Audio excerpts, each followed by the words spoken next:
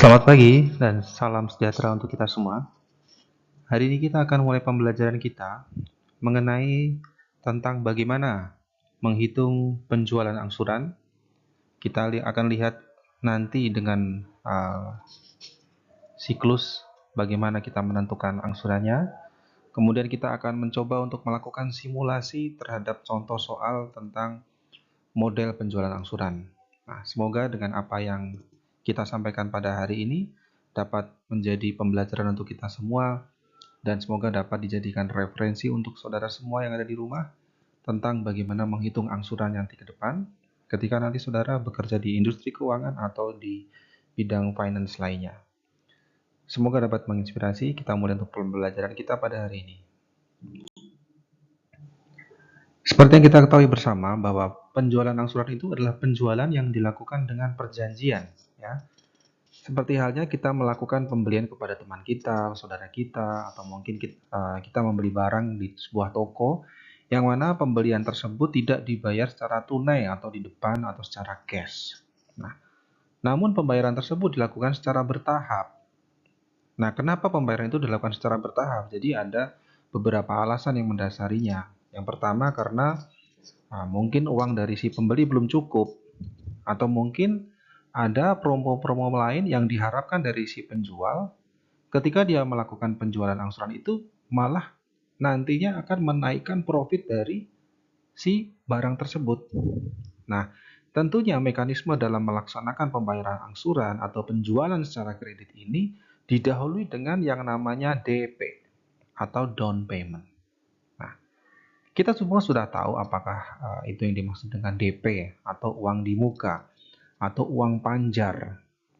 Nah, dengan adanya komitmen uang di awal itu nantinya diharapkan si pembeli ini akan melakukan pembayaran sisanya dengan cara diangsur atau dibayarkan setiap bulan selama periode yang sudah disepakati kedua belah pihak. Nah, apakah di dalam pembayaran angsuran tersebut disertai dengan bunga atau tidak? Nah, ini tergantung dari kesepakatan kedua belah pihak tersebut, ya. Nah, untuk membuat legalisasi dari penjualan tersebut, kita seharusnya membuatkan semacam kontrak perjanjian. Nah, bagaimana pertanyaannya ketika penjualan angsuran tersebut dilakukan secara tidak resmi, artinya antara sebuah persorangan yang bukan badan yang melakukan penjualan secara kredit. Nah, lalu gimana Pak dengan konsep seperti itu? Nah, konsep seperti itu bisa kita lakukan dengan kita membuatkan kontrak bermaterai, yang artinya kedua belah pihak sudah saling setuju bahwa ada jual beli secara angsuran atau jual beli secara kredit, yang mana di dalamnya saling mengikat antara kedua belah pihak. Yang satu menjadi tertagih, yang satu menjadi menagih. Dan ada konsekuensinya di situ ketika tidak bisa melakukan pembayaran.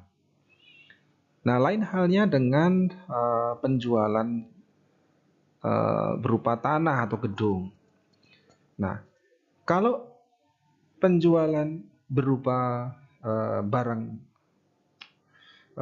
bergerak, semisal kendaraan, itu kita bisa mengikat dengan hukum fidusia namanya.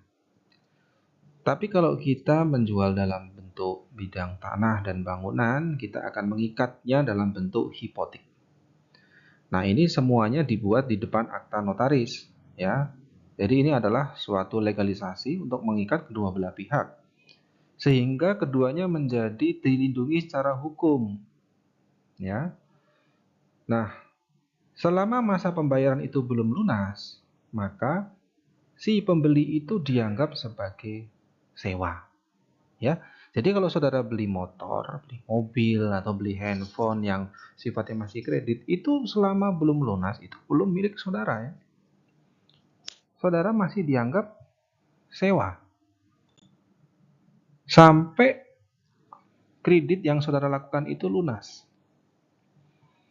Nah, kita melihat dari sisi penjual, ketika penjualan itu dilakukan, ya, itu kita bisa mengakui sebagai laba kotor. Nah, laba kotor itu adalah pada saat kita menerima down payment ditambah dengan angsuran yang diterima pada bulan tersebut, ya. Nah, laba kotor ini dapat kita hubungkan dengan periode realisasi pembayaran ketika perjanjian ini selesai atau belum diselesaikan atau selama proses itu berlangsung. Nah, untuk lebih jelasnya mengenai pengenaan metode ini atau case ini, kita akan masuk ke dalam sebuah case ya. Saudara nanti ketika saya menjelaskan di slide berikutnya belum paham, dari mana Pak itu angkanya? Saudara bisa lihat di slide sebelumnya atau dimundurkan videonya ya. Jadi pada contoh ini ada namanya PT Sentana menjual sebuah rumah kepada Tuan Hartono dengan harga asumsikan ya ini 2.500.000. Nah, harga pokok pembukuan dari PT Sentana itu rumah itu diketahui seharga 1.500.000. Ya, itu harga pokoknya. Kemudian ketentuan yang diatur dari perjanjian ini adalah pembayaran DP sebesar 500.000. Ya, PT Sentana dan Tuan Hartono sepakat untuk menghipotekkan rumah tersebut dari Hartono kepada Sentana sebesar 2 juta. Artinya, kenapa 2 juta? Tadi kan sudah di DP 500.000. Kita let's say harga rumah 2.500.000 ya toh. Kemudian sudah di DP 500.000. Nah, yang dihipotekkan artinya yang diikat dalam perjanjian jual beli ya di depan notaris adalah senilai 2 juta. Ya, jadi diingat-ingat yang dihipotekkan adalah senilai 2 juta. Oke? Ya, kemudian PT Santana ya sudah dihipotekkan 2 juta. Kemudian akte hipotek ditandatangani pada tanggal 1 September 1980. Nah, ini asumsi aja ya. Dibayar dalam jangka waktu 5 tahun, artinya pembayaran ini disepakati sepanjang 5 tahun dengan pembayaran setiap setengah tahun sekali ya sebesar 200.000. Oke, nah ini diingat-ingat apa namanya perintahnya. Kemudian bunga hipotek sebesar 12% setahun untuk sisa pinjaman hipotek yang belum dibayar. Kemudian komisi dan biaya lain-lain untuk menyelesaikan akte hipotek ini sebesar 50.000 dibayar tunai oleh PT Sentana. Angsuran pertama kali baru dilakukan pada tahun 1981. Ingat, tadi disepakati tahun berapa? 80 kan? Nah, ini akan dibayarkan pertama kali tahun 1981. Pak, tahunnya kok lama? Ya sudah, ini dari buku lama, jadi tinggal ikuti saja ya. Nah, ini penyelesaiannya. Jadi, saudara kan nanti akan diminta, pertanyaannya, buatkanlah jurnal-jurnal transaksi untuk mencatat transaksi tersebut dengan dua metode. Yang pertama, jurnal untuk mengakui penjualan dan jurnal untuk mengakui pada saat penerimaan angsuran. Nah, pada saat melaksanakan penjualan, nah ini ada keterangannya ya di situ. Pertama, penjualan rumah seharga 2,5 juta dan harga pokok 1,5. Nah, jurnalnya seperti berikut ya. Bisa dimengerti, nah, labanya ada segitu ya. Kemudian pada saat dilakukan angsuran, jurnalnya masih sama. Nah, tapi cuman pada saat penerimaan laba ini kita tulis laba kotor yang belum direalisasi, bedanya ya. Karena apa? Karena kan belum diterima semuanya, jadi belum direalisasi. Jadi ini pada saat penerimaan angsuran. Artinya ini dilaksanakan atau direalisasi pada saat nanti rumah tersebut lunas. Kemudian yang kedua, penerimaan pembayaran pertama atau DP sebesar 500.000 dan hipotek untuk saldo yang belum dibayar 2 juta. Oh, jelas ya. Kita catat DP karena sudah bisa kita akui sebagai kas, maka masuk menjadi 500.000. Kemudian hipotek ya, itu juga sudah bisa kita akui walaupun itu belum kita terima secara utuh nantinya. Senilai 2 juta. Dan piutang kepada Tuan Hartono itu senilai 2,5 juta. Ya. Kemudian untuk jurnal sebelahnya sama. Kemudian untuk jurnal pencatatan biaya komisi dan lain-lain itu kita lihat sebagai ongkos penjualan. Pak, kenapa nggak beban atau biaya? Beda ya. Ini beda pengenaan, jadi kita kenakan sebagai ongkos penjualan. Boleh kita mengenakan sebagai biaya, bukan beban. Karena kalau beban itu adalah biaya yang dikenakan atau tanggungan yang dikenakan secara terus-menerus untuk mendukung proses operasional. Kalau biaya itu adalah untuk membayar biaya yang artinya untuk pertumbuhan investasi yang dilakukan. Nah, contoh kalau ini kan untuk investasi, tidak secara terus-menerus, maka kita bisa mengenakan sebagai biaya ongkos penjualan. Boleh. Sebelahnya juga sama. Kemudian untuk yang nomor 4, pada tanggal 31 Desember 1980 ya, kita lihat seperti berikut. Kemudian kita lihat pada tanggal 31 Desember 80 ya, kita akan menghitung bunganya hipotek terlebih dahulu. Tadi sudah kita ketahui bersama bahwa bunga hipoteknya itu ada 12% ya untuk tahun. Jangka waktu 4 bulan kenapa? Karena tadi coba dilihat kembali, tadi transaksi pada bulan apa, dan kita akan menghitung bunga hipotek untuk 4 bulan dari tanggal disepakati tadi, bulan sepakati tadi, kemudian pada akhir tahun 80 ya. Jadi ketemu 4 bulan. Nah, 4 per 12 kali 12% kali 2 juta. 2 juta itu adalah nilai kesepakatan hipotek tadi. Nah, ketemu bunga 80.000 itu adalah bunga yang dihitung selama 4 bulan. Nah, kita jurnal dulu tuh ya. Bunga hipotek yang akan diterima senilai 80.000 dan pada pendapatan bunga. Kemudian berapa sih laba kotor yang akan direalisasikannya? Ya. 1 juta ya dibagi 2.500.000. Nah, 1 juta uang apa itu tadi? Nah, kita lihat ke depan tadi ya. Ya, keuntungannya. Ya, keuntungannya. Kemudian dibagi 2.500.000 adalah nilai penjualannya. Dikali 100%, ketemu 40% adalah laba kotor persentase yang akan direalisasi. Sehingga pada saat tahun 80 itu dia menerima DP 500.000, jadi laba kotor yang direalisasi dari nilai persentase itu adalah 40% kali 500.000, ketemulah real laba kotornya dia itu adalah sebenarnya cuma 200.000. Ya, maka kita jurnal di sisi sebelah kanan laba kotor yang belum direalisasi. Karena apa? Karena ya belum kita akui secara sepenuhnya, sehingga nilainya seperti itu ya, 200.000. Kemudian kita akan menutup rekening nominal kerugi laba. Jadi kita tutup dulu rekening-rekening yang tadi ya. Nah, ini langkah-langkah ini yang harus saudara ikuti step by step-nya. Nah, kita lihat laba penjualan tanah 1 juta, kita tutup taruh di debit, pendapatan bunga itu tadi sudah disebutkan, ongkosnya berapa. Nah, rugi laba ini adalah ya saudara cara mengetahuinya ya ini diisi semua dulu ya, baru nanti saudara jumlahkan yang debit kurangi kredit ketemu, ini saudara taruh di sini sebagai balancingnya. Kemudian realisasi laba kotornya ya itu mengikuti ya. 200.000 tadi sudah tahu dari mana, kemudian ongkosnya juga sudah tahu dari mana. Nah, rugi laba pada sisi kanannya itu saudara tinggal sesuaikan saja. Ya, seperti itu ya. Baik. Nomor 6 ya, pada tahun 81 artinya pada saat pertama kali angsuran disepakati akan dibayar ya. Kemudian yang akan diterima pada tahun 80 ini kita akui di awal tahun atau di awal bulan ya. Pendapatan bunga tadi kita catat lagi ya. Senilai 80.000 ya.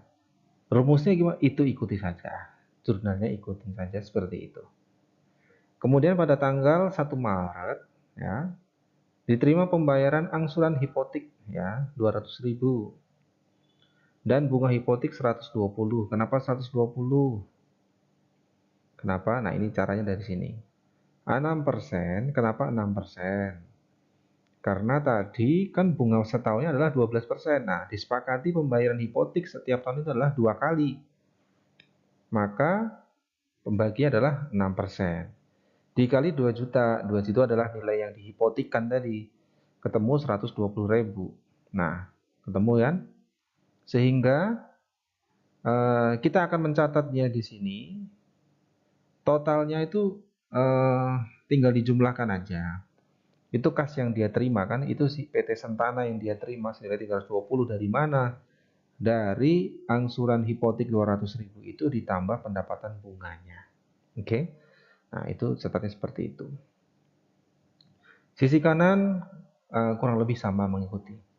Kemudian kita berpindah ke tanggal 8. Tanggal 8 yaitu diterima pembayaran angsuran hipotek 200.000 dari bunga hipotek 1,8. Nah, kenapa 1,8? Ya, karena kan tadi sudah dibayar di bulan Maret. Ya, berarti kan sudah berkurang 200.000. Itulah kenapa menjadi 1,8. Oke. Terus untuk jangka waktu 6 bulan. Nah, kita tinggal cari tahu tuh berapa pembayaran pada bulan September, nilainya berapa? Kita lihat di situ. 6% ya, karena tadi sudah tahu kan, dibagi 2. Dikali 1,8, sisa angsurannya ketemu 108.000. Ya, maka bunganya pada bulan September itu adalah 108.000 plus angsuran hipotek 200.000 sehingga kas yang diterima oleh Sentana senilai 308.000. Nah, begitu yang kanan mengikuti. Oke, kita lanjutkan pada tanggal 9. Angka ke-9. 31 Desember atau akhir tahun 81 ada adjustment bunga hipotek dari pokok ya. 1,6. Kenapa sudah 1,6 ya? Karena tadi sudah dibayar ya. 1,8 kurangi 200 ya. Berarti sisa pokoknya sisa 1,6 juta. Ya, untuk jangka waktu 4 bulan kita akan menghitung penyesuaian bunga hipotek pada akhir tahun 81. Ya. Oke. Tadi kan di bulan September ya. Kita ada pembayaran dan Desember akhir tahun 81 ada adjustment lagi. Nggak tahu kenapa di adjustment ya, ini namanya juga penyesuaian, mungkin ada sesuatu nanti kita akan tahu kenapa itu. Ya. Kemudian diketahui 4 bulan dari jangka waktu September tadi ke Desember ya 4/12 kali 12% kali 1,6 sisa pokoknya, maka ada adjustment bunga pada Desember 81 senilai 64.000. Nah, ini kita catat dan kita jurnal seperti berikut. Ya. Kemudian berikutnya yang di poin B, laba kotor yang direalisasi. Nah, kita ngitung tadi kan sudah 40% dari mana nilainya, ya. Kemudian 40% ini dikalikan 400.000. Kenapa? Karena yang sudah dibayar di awal tahun tadi ya. Di September 200 dan di sebelumnya lagi 200, artinya sudah dibayarkan senilai 400.000. Ya, jadi laba kotor yang belum direalisasi tinggal dikalikan dengan persentase yang sudah kita hitung di awal tadi senilai 160.000. Nah, kemudian kita tutup rekening ke nominal rugi laba. Ya, senilai 212.000. Ya. 212.000 dari mana, Pak? Kita lihat yang sisi kanan. Ya. Realisasi laba kotor 160.000 ya. Kita sudah tahu 160.000 itu dari mana? Dari atas.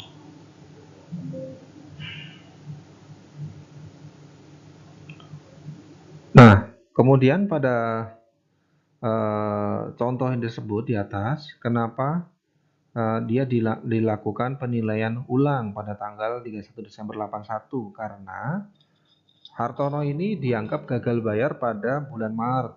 Jadi diketahui dia tidak bisa membayar. Sehingga PT Sentana itu punya kewajiban untuk narik rumah dan sisa pokok hutangnya tadi 1,6.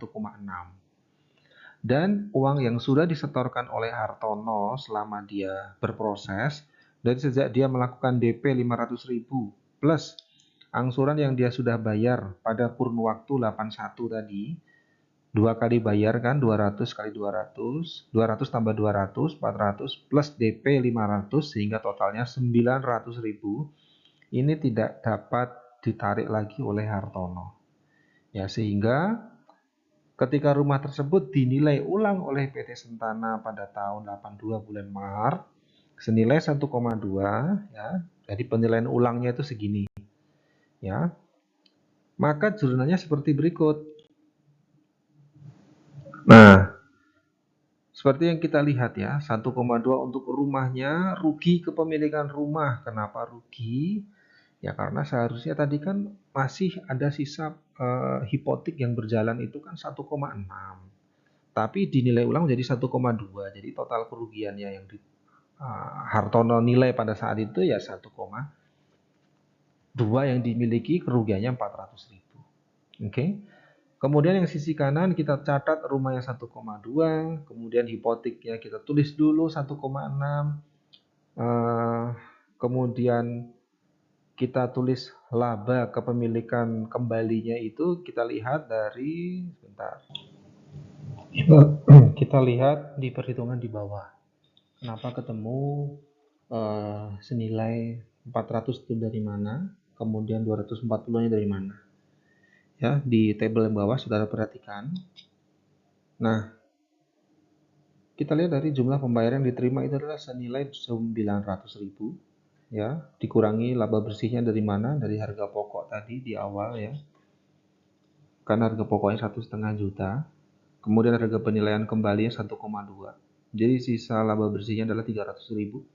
300 ini menjadi pengurang jumlah yang sudah diterima 900.000 ini asumsi, artinya sudah diberikan di soal, ya. Sehingga laba bersih yang diketahui senilai 600.000, ya.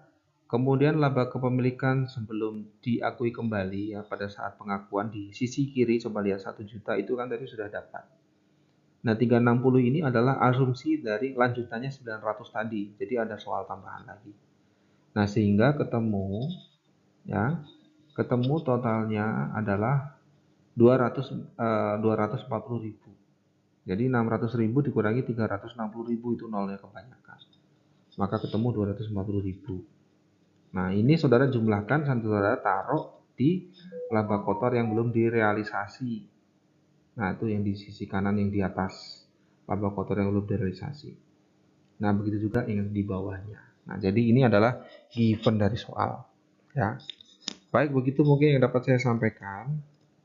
Saran saya ini soalnya diulang kembali.